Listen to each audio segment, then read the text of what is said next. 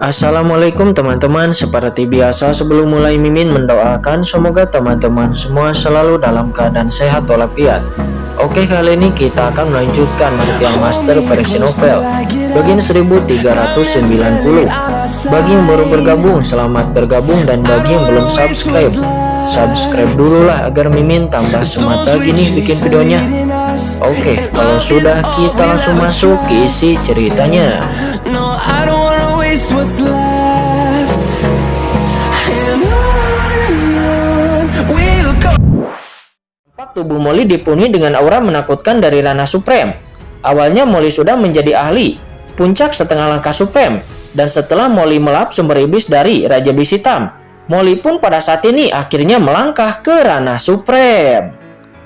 Akan tetapi, Rana Supreme tidak begitu mudah untuk ditembus. Jika Molly ingin sepenuhnya menjadi Rana Supreme, maka Molly masih membutuhkan banyak kekuatan asli. Jika tidak, dia hanya akan bisa terjebak di puncak setengah langkah Supreme. Tidak hanya Molly, tetapi aura Raja Iblis Api Merah juga nampak mengalami terobosan. Ketika Raja Iblis Hitam, seorang ahli Supreme, runtuh, banyak orang nampak memiliki peningkatan. Dan ketika semua orang mengalami peningkatan, pada saat yang bersamaan terjadi ledakan. Ketika seorang iblis tingkat Supreme jatuh, alam surgawi dari dunia iblis tiba-tiba meraung, dan seluruh alam surgawi tampaknya bersorak dan telah dipulihkan. Sebuah kekuatan misterius muncul dari tubuh Raja Iblis Hitam, itu mengandung energi kematian seolah-olah hendak memasuki siklus kematian khusus. Kekuatan reinkarnasi dari dunia bawah. Merasakan kekuatan ini, Kinchan mengerutkan kening. Kinchan teringat pemandangan di tanah kematian di Pulau Iblis Dewa Kekacauan. Jiwa dari setiap Master Iblis yang jatuh di lautan Iblis Dewa Kekacauan akan ada di sana. Muncul di dunia bawah kematian. Ini karena kehidupan yang diciptakan oleh Kaisar Abadi. Gerbang reinkarnasi bersaing memperebutkan kekuasaan dengan seluruh alam surgawi dunia iblis. Kamu ingin memperjuangkan barang-barangku di depanku, kata Kinchan. Dia mencibir dan aturan kematian dari tubuhnya melonjak seketika. Dalam sekejap, aura kematian setelah kematian Raja Iblis Hitam langsung ditelan dan diintegrasikan ke dalam dirinya sendiri, ke dalam tubuhnya. Aura kematian yang terbentuk setelah kematian Raja Iblis Hitam begitu menakutkan, namun kini itu langsung dibawa ke dalam tubuh oleh Kinchan. Boom! Kinchan langsung merasakan bahwa aturan kematian di tubuhnya menjadi lebih kuat. Ada kekuatan khusus yang mengalir di tubuhnya, memberinya pemahaman baru tentang pengendalian kekuatan kematian. Menarik, gumam Kinchan. Apa sebenarnya kematian itu? Apakah ini siklus energi? Kata Kinchan. Namun Kinchan tidak tahu bahwa jika itu di waktu normal, mungkin Kinchan masih punya waktu untuk memahaminya. Tetapi sekarang Kinchan tidak punya waktu sama sekali. Terlepas dari pemurnian yang hati-hati, Kinchan langsung menyingkirkan pohon iblis dari 10.000 alam. Dengan tangannya yang terangkat, 3 orang kuat, Lord of the Abyss, Raja Iblis Wan Ming, dan juga leluhur suci Syumadara langsung masuk kembali ke dunia kacau Kinchan. Kemudian Kinchan menggunakan api teratai hijau kekacauan untuk membakar semua petunjuk di sekitarnya menjadi ketiadaan dan mulai membersihkan medan perang sedikit demi sedikit. Ini perlu dilakukan oleh Kinchan jika Kinchan ingin meninggalkan petunjuk apapun, dan akhirnya mungkin ditemukan oleh iblis. Dan ketika Kinchan juga yang lainnya dengan cepat membersihkan medan perang saat ini di langit yang jauh, Patriark Abyss merasakan aura gelombang gila di atas jurang maut dan wajahnya tiba-tiba tenggelam. Ada iblis Supreme yang telah jatuh. Apa bukankah itu api iblis Supreme dan juga Raja Iblis Hitam? Kata Patriark Abyss. Pada saat ini keterkejutan dan kemarahan di hati Patriark Abyss belum pernah terjadi sebelumnya. Jika api iblis Supreme dan Raja Iblis Hitam benar-benar jatuh, maka itu akan merepotkan. Leluhur Iblis Abyss pasti akan membacok dirinya sendiri sampai mati. Dan bukan hanya hukuman dari leluhur Iblis Abyss, tetapi juga kekecewaan dari leluhur Iblis Abyss. 2 makhluk Supreme dari klan Iblis terbunuh ketika mengikutinya. Apa gunanya dirinya sebagai pemimpin klan Iblis Abyss yang agung? Sial, siapa itu? Kata Patriark Abyss. Pada saat ini kemarahan di hati Patriark Abyss belum pernah terjadi sebelumnya muncul. Dia bergegas menuju ke arah lokasi Kinchan dengan kegilaan yang putus asa. Lapisan kekosongan langsung terkoyak di bawah kepergiannya. Bahkan jurang maut tidak dapat menghentikan sosoknya. Sosoknya nampak melesat seperti kilat. Semuanya, Patriark Abyss akan segera sampai, cepat pergi dari sini. Saat ini di zona meteorit, Qin-Chen selesai membersihkan medan perang dan langsung merasakan niat membunuh yang datang dari kejauhan dan wajah Qin-Chen sedikit berubah. Sangat cepat. Saya khawatir Patriark Abyss itu akan segera tiba dan akan segera muncul di sini. Ayo pergi. Qin-Chen berkata dengan dingin dan seluruh tubuhnya langsung naik ke langit. Molly, Qian, ayo pergi juga, kata Lord Abyss Luo. Dia juga buru-buru menyingkirkan formasi kekacauannya dan segera diikuti oleh Molly dan Raja Abyss Api Merah melesat naik ke langit. Molly, buat tiruan dan pergi ke arah itu, kata Qin-Chen. Terbang di udara, Qin-Chen menunjuk ke kehampaan di suatu tempat di kejauhan dan berteriak dengan dingin kepada Molly. Ini, aku lagi, kata Molly. Sudut mulutnya bergerak-gerak. Sial, kenapa dia yang selalu melakukan pekerjaan itu? Wajahnya jelek, tetapi dia tidak mengatakan apa-apa lagi. Dia langsung menggunakan klon iblis gunya yang sebenarnya dan segera pergi ke arah yang dikatakan oleh Qin-Chen. Tetapi mata Molly nampak terlihat jelek. Sementara Qin-Chen dia lalu terbang ke arah berlawanan dari sosok klon itu. Ketika melihat arah yang dituju oleh Qin-Chen, Lord Abyss Luo tiba-tiba berubah warna dan berkata, "Nah Qin-Chen, arah yang kita tuju sekarang sepertinya salah kan?" Kata Lord Abyss Luo. Dia menemukan bahwa arah terbang Qin-Chen sebenarnya arah datangnya Patriark Abyss. Dan itu juga tepat aura Patriark Abyss. Dengan cara ini, bukankah dia akan bertemu dengan Patriark Abyss yang berada di sana yang akan segera datang ke sini? Jika kamu ingin hidup, ikuti aku. Jika kamu tidak ingin hidup, pergilah, kata Qin-Chen. Dia terlalu malas untuk menjelaskan dan Qin-Chen hanya menus dingin. Mendengar itu, wajah Lord Abyss Luo tiba-tiba berubah menjadi hijau. Dia sudah hidup berabad-abad, tetapi dia sebenarnya diberi pelajaran lagi oleh anak laki-laki seperti itu. Sungguh memalukan dan sungguh terhina. Namun Lord Abyss Luo hanya bisa menggertakkan giginya. Dia mengepalkan tinjunya dan kemudian berbalik dan pergi mengikuti Qin-Chen. Namun setelah melalui begitu banyak hal, Lord Abyss Luo juga menyadari bahwa Qin-Chen adalah anak yang sangat pintar. Dan pasti Qin-Chen itu tidak akan melakukan apapun untuk mencari kematian.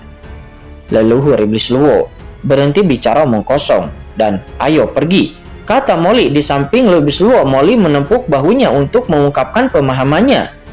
Leluhur Iblis Luo terlihat jelek dan hanya bisa mengikuti Molly pergi. Dia mengutuk di dalam hatinya. Sialan, aku akan menunggu sampai aku pulih sebelum aku ingin anak ini terlihat tidak baik lagi. Segera sekelompok orang itu pun terbang dengan cepat, tetapi segera Lord Abyss Luo merasa lega karena dia menemukan bahwa arah kiri Qin-Chen tidak lurus ke arah lawan sebelumnya, tetapi memiliki jalur memutar. Itu berputar di sekitar posisi di mana Patriark Abyss terbang. Dengan cara ini setidaknya dia tidak akan menghadapi Patriark Abyss secara langsung. Bergemuruh. Saat ini di depan, aura Patriark Abyss terus-menerus mendekat. Itu seperti guntur. Meskipun Qin-Chen dan yang lainnya sudah menjauh sedikit, jarak absolut di antara mereka masih semakin dekat karena zaman kuno berjalan saling berhadapan.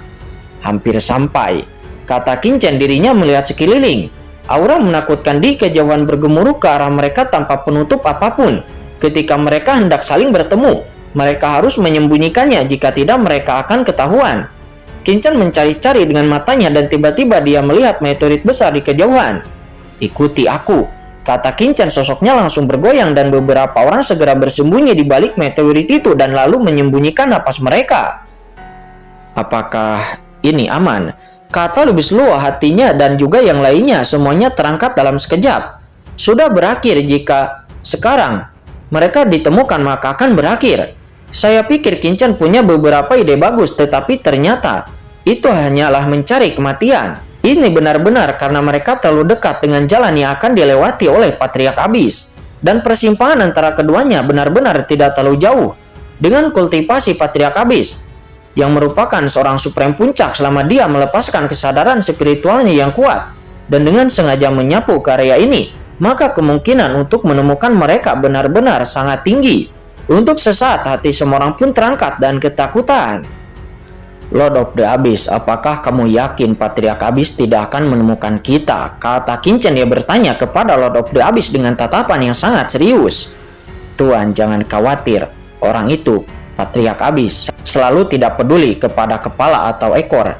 Dia pasti tidak akan menebak bahwa kita bersembunyi tidak jauh dari tempatnya.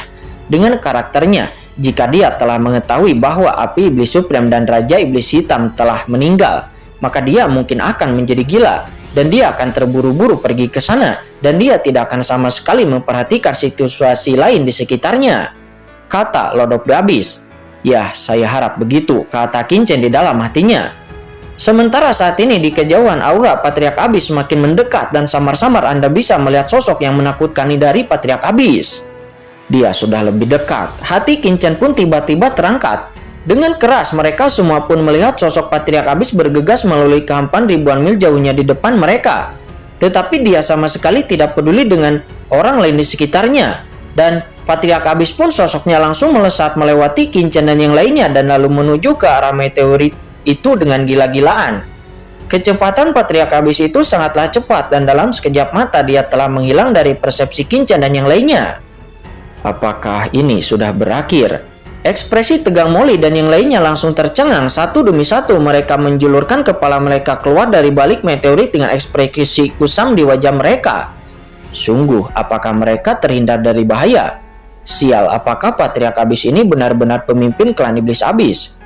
Pada saat ini Molly dan yang lainnya tidak bisa berkata-kata dan mereka bahkan sangat meragukan identitas Patriark Abyss yang merupakan pemimpin klan Iblis Abyss saat ini. Bukankah pemimpin seperti itu terlalu bodoh? Tidak peduli seberapa percaya diri dia setidaknya harus menggunakan kesadaran spiritualnya untuk merasakan sekelilingnya. Bagaimana mungkin dia bisa bergegas maju secara langsung begitu saja? Bagaimana bisa leluhur Iblis Abyss membiarkan orang seperti itu menjadi pemimpin klan Iblis Abyss? Mungkinkah dikatakan bahwa orang ini adalah anak tiri dari leluhur Iblis Abyss? Karena untuk bisa menjadi pemimpin suatu klan, apalagi memiliki klan yang luar biasa, setidaknya seseorang itu harus cerdik. Namun dalam perjalanannya, Patriark Abyss itu memberi mereka kesan bahwa dia adalah orang yang ceroboh, bodoh, dan juga idiot. Ayo, pergi. Ketika Patriark Abyss sudah pergi, Qin Chen tidak berhenti sama sekali dengan sosok kilatan di matanya. Dia membawa semua orang pergi dengan cepat. Sesaat kemudian, Qin Chen telah tiba di luar formasi luar angkasa di luar lautan bunga kehampaan. Tiba di sini lagi. Kelopak mata Molly bergerak-gerak dan dia sedikit terkejut pada saat ini karena dia mengerti apa yang dipikirkan oleh Qin Chen. Harus dikatakan bahwa Qin Chen ini sangat licik sehingga dia benar-benar kembali ke sini lagi. Dan Patriark Abyss di sini telah dicari sebelumnya dan kemungkinan untuk Patriark Abyss kembali lagi ke sini menjadi sangat rendah. Mungkin beberapa orang yang cerdas dan berkuasa tidak akan melepaskan kemungkinan apapun. Tetapi Molly menebak bahwa dengan pikiran Patriark Abyss, dia tidak akan pernah memikirkan hal ini. Cepat, jika kamu tidak segera menyiapkan formasi teleportasi luar angkasa lainnya di sini, mengapa kamu masih berdiri di sana? Kata Qin Chen, dirinya berteriak dingin kepada leluhur Iblis Luo. Mendengar itu, mata leluhur Iblis Luo kembali berkedut dengan liar dan melotot. Dia berharap dia bisa menyemprot Qin Chen sampai mati di tempat. Apakah anak ini benar-benar menganggap dirinya sebagai pelayannya? Apa tidak mau? Kalau tidak mau, keluar dari sini, kata Qin Chen yang menyipitkan matanya dan berkata dengan dingin. Orang-orang ini terlalu ceroboh jika bukan karena dirinya tidak ingin mereka ditangkap oleh Patriark Abyss dan mengekspos dirinya sendiri. Maka Qin Chen tidak akan repot-repot memperhatikan mereka semua. Kemudian leluhur naga Hong Huang juga menus dingin. Leluhur Iblis Luo, cepat dan tunggu apa lagi? Apapun yang Qin Chen ingin kamu lakukan, lakukan saja dengan cepat. Membuang-buang waktu hanya mengolok-ngolok hidupmu sendiri. Setelah begitu banyak pengalaman, kamu juga sepertinya harus menyadari kemampuan dari anak laki-laki ini, kata Leluhur Naga Hong Huang. Sial, menjilat anjingnya, kata Iblis Luo. Dia melirik ke mulutnya dan ingin mengatakan sesuatu, tetapi pada akhirnya dia tidak berani mengatakan sepatah kata pun. Dia kemudian segera mengambil tindakan dan kemudian potongan-potongan batu formasi jatuh dan dengan cepat disusun olehnya. Sementara pada saat ini Patriark Abyss akhirnya tiba di zona meteorit. Suara melesat, dia langsung memasuki zona meteorit. Dia langsung merasakan aura di sekitarnya. Namun ekspresi Patriark Abyss akhirnya berubah dan otot-otot di wajahnya pun bergetar. Karena dia dapat menyadari bahwa ini adalah napas dari kejatuhan seorang ahli supreme. Boom, dia pun mengangkat tangannya dan aura yang tak terhitung jumlahnya dari sekelilingnya langsung melonjak.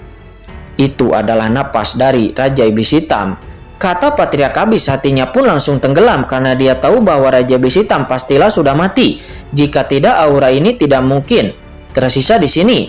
Seorang ahli supreme, Iblis, meninggal tidak lama setelah leluhur menyerahkannya kepadanya. Apakah itu seorang manusia tingkat supreme? Orang yang paling berkuasa di alam semesta bukan hanya seekor kucing atau anjing, dan hati Patriark Abyss saat ini benar-benar tenggelam. Setelah ini dia yakin bahwa leluhur iblis Abyss pasti akan membunuhnya. Ngomong-ngomong, di mana api iblis supreme? Kata Patriark Abyss.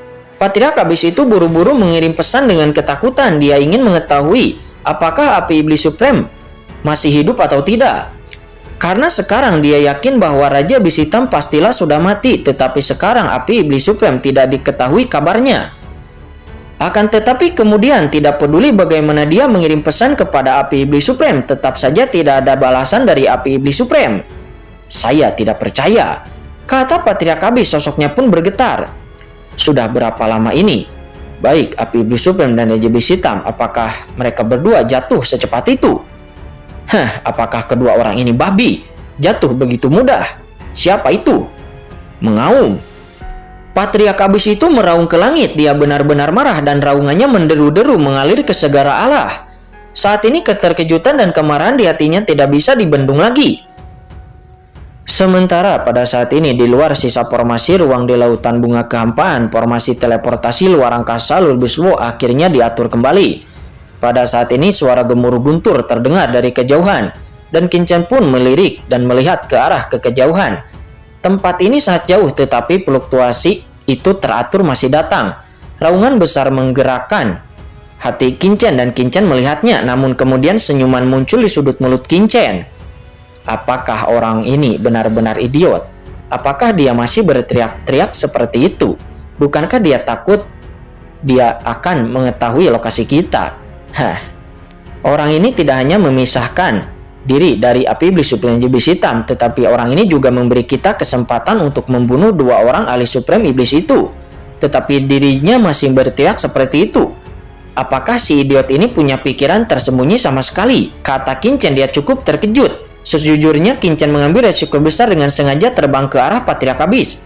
Jika itu adalah orang pintar seperti Sengong Supreme, mereka pasti sudah lama ditemukan sejak lama. Namun itu juga karena Lord of the Abyss yang mengatakan bahwa Patriark Abyss tidak berpikiran cemerlang. Dan Patriark Abyss ini cenderung idiot. Dan Kincen pun memutuskan untuk mencoba ide Lord of the Abyss itu. Namun siapa tahu bahwa Lord of the Abyss itu memang benar. Kincen tertawa. Orang dari klan Iblis Yuan ini terlihat sangat bodoh, kata Kincen. Sementara di samping Molly juga terdiam. Bukannya dia bodoh, dia masih terlalu bodoh. Menyebutnya idiot, itu adalah pujian. Kata Molly, dia bahkan tidak mengerti bagaimana orang seperti itu bisa menjadi patriark klan Iblis Abyss dan bisa berkultivasi hingga kondisi seperti itu. Mendengar itu Kincen juga mengangguk sedikit. Namun, ya itu benar, tapi menjadi bodoh itu baik. Karena jika dia tidak bodoh, maka kita tidak akan memiliki kesempatan untuk membunuh dua ahli supreme iblis dan bahkan mendapatkan panen besar. Sial, kalian yang sudah mendapatkannya. Saat ini sudut Molly bergerak-gerak. Dia berkata sial. Orang ini masih berani mengatakan bahwa keuntungan terbesar. Tetapi kenyataannya keuntungan terbesar adalah diambil oleh Kincen ini. Kelompok Kincen ini tidak hanya menerima bantuan dari api iblis supreme, tetapi kelompok Kincen ini juga mengambil esensi dan darah dari Raja Iblis Hitam dari mereka. Molly merasa dia sangat dirugikan dan ketika dia memikirkannya dia merasa kesal. Anda harus tahu Molly dan yang lainnya telah melakukan banyak pekerjaan dalam merekrut dan juga menyiapkan formasi, tetapi yang mendapatkan keuntungan lebih besar adalah tapi sudahlah, jangan diceritakan. Ayo pergi, kata Kincen. Dirinya tersenyum, sosoknya bergoyang dan langsung memasuki formasi teleportasi luar angkasa. Lalu Iblis Luar dan yang lainnya juga melangkah ke dalamnya. Saat berikutnya dengan keras formasi tersebut langsung diaktifkan dan sekelompok orang tersebut menghilang seketika. Kemudian formasi tersebut meledak dan berubah menjadi penampakan yang rusak. Itu tersebar bersamaan dengan pecahan dari formasi yang rusak sebelumnya dan tidak ada jejak yang dapat ditemukan. Sementara saat ini di zona meteorit, setelah Patriark Abyss meraung marah, dia dengan cepat merasakan aura klon iblis Gu Molly yang pergi dan kemudian dirinya pun langsung mengikutinya. Aku harus membunuh para bajingan itu, kata Patriark Abyss. Dia mengutuk dengan sangat marah. Sementara saat ini di kehampaan lain di luar jurang maut, Kincen dan kelompoknya muncul seketika, lalu kemudian mengintai langsung ke atas meteorit yang terbang. Dengan suara mendesing, mereka mengikuti meteorit itu menjauh dan lalu menghilang ke langit yang luas. Setelah sekitar waktu setengah batang dupa, Molly berkata dengan suara yang dalam, "Klon saya telah mati lagi." Tetapi pada saat ini, Qin-Chen dan yang lainnya telah meninggalkan jurang maut. Mereka telah masuk langsung ke alam iblis Dewa Meteor, dan kemudian dengan cepat meninggalkan alam iblis Dewa Meteor. Mereka telah masuk ke langit berbintang yang luas di dunia iblis.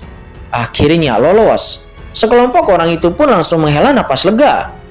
Patriark Abis itu bukanlah leluhur iblis Abis. Sekarang mereka telah memasuki dunia iblis yang luas. Dan Patriark Abis tidak dapat berintegrasi dengan cara surgawi dari dunia iblis seperti yang bisa dilakukan oleh leluhur iblis Abis. Dan dia ingin mencoba menemukannya di dunia iblis yang luas seperti tumpukan jarum ini. Itu sangatlah sulit. Namun Qin-Chen juga tahu bahwa sekarang bukanlah waktunya untuk bersantai-santai. Karena meskipun leluhur iblis Abis telah pergi, tetapi mereka masih akan menghadapi bahaya selama leluhur iblis Abis kembali. Maka mereka harus menyelamatkan diri mereka sesegera mungkin. Qin-Chen kemudian terbang dengan cepat melintasi langit berbintang yang tak berujung itu. Meskipun dia sekarang telah melarikan diri dari alam iblis Dewa Meteor dan untuk sementara melarikan diri dari kejaran Patriark Abis, tetapi hati Qin-Chen masih terasa berat. Sekarang dia telah terekspos. Keamanan hanya dapat dijamin dengan meninggalkan dunia iblis. Tetapi Chen Sisi belum ditemukan, jadi bagaimana mungkin Qin-Chen bisa pergi? Dan Chen Sisi harus secepatnya ditemukan olehnya. Xuan Kong Supreme, kata Qin-Chen, dia bergumam bahwa inilah satu-satunya harapan untuk menemukan Chen Sisi saat ini. Suara mendesing, tubuh Qin-Chen pun bergoyang dan tiba-tiba Qin-Chen menghilang dan langsung memasuki cakram Gyokian Kun dunia kacau.